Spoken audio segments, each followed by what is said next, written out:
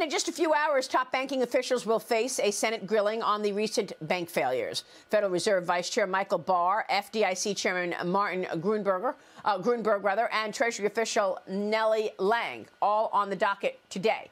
Michael Barr saying, quote, SVB's failure is a textbook case of mismanagement.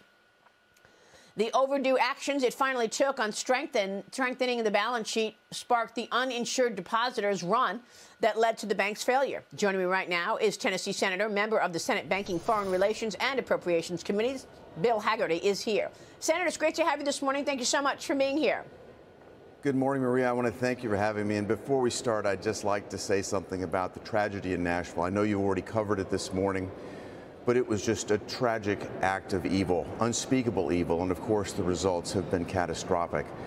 We're all mourning for the victims, for their families, for the Covenant Church community, and for all of our community. And I also want to acknowledge the heroism of the Nashville Police Department, who were amazing in terms of their heroism and bravery. They were immediately on the scene and dealt with, again, a very tragic situation. So thank you for letting me acknowledge that before we get started. Well, our condolences to all of your constituents and the people of Nashville. It is a horrendous situation.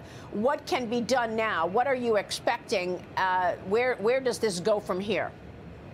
Maria, it's a very complex set of facts that are beginning to unfold. I've spoken with Attorney General Garland. They're going to make every available federal law enforcement tool to us there in Nashville. Right now, I've spoken with the mayor, with the chief of police, with our governor. I think everybody's attention is on this, but they're trying to get to the bottom, first, of what happened, the motives there. Very complex set of facts and circumstances. We're going to be all eyes on this and try to get it addressed as rapidly as possible. But again, right now, our thoughts are with the victims, with getting the community back in order, and to bring some sort of sense of order to the investigation that's going to take place moving forward. And we will, of course, follow it and ensure that the public knows every ounce of what you're covering in that regard. I want to switch gears and ask you about where we are in terms of the weaponization of government. Last hour, I spoke with the president for tax reform, Grover Norquist, about Treasury Secretary Janet Yellen's what he called cluelessness over who stole taxpayer IRS files nearly 2 years ago. Watch this. They know exactly who did it. They know exactly how it was done. They had complete access, and they're not sharing with anybody who did it, because this is a decision at the highest level over there. And now, Senator, we understand that the IRS sent an IRS agent to the home of Matt Taibbi, independent journalist, on the very day that he was testifying in front of Congress. House Judiciary Committee Chairman Jim Jordan wrote an explosive letter to the IRS. He wants answers as to why agents conducted this unannounced visit of a journalist's home, Matt Taibbi, on the day he was testifying on the Twitter files. Jordan writes this: in light of the hostile reaction to Mr. Taibbi's reporting among left-wing activists, the IRS actions could be interpreted as an attempt to intimidate a witness before Congress. Senator, is that what the IRS was doing, trying to intimidate Matt Taibbi? Maria, I think that every piece of evidence points exactly in that direction. This is about the weaponization of the IRS to affect and basically achieve the goals of a left-wing group that are running the government right now.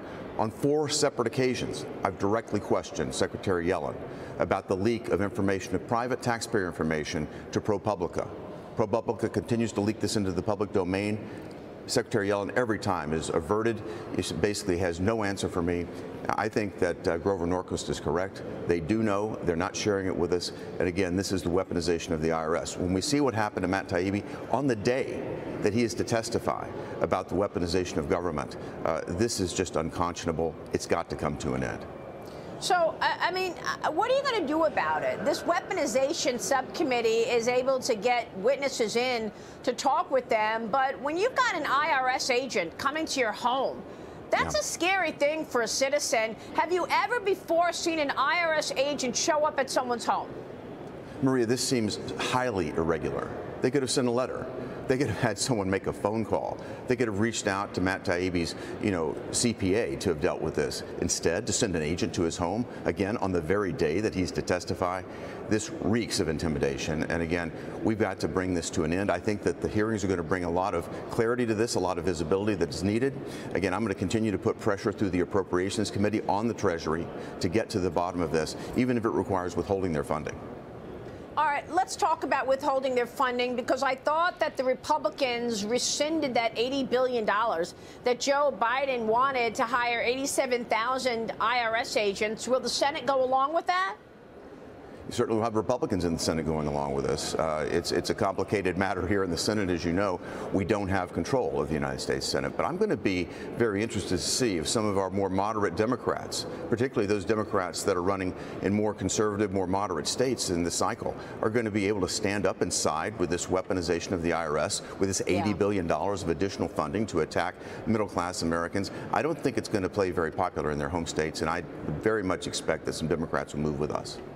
And, Senator, let's talk bank regulation for a moment. Your committee this morning, who are your witnesses and what do you want to find out? Are we going to see a stiffer regulatory backdrop for regional banks after this?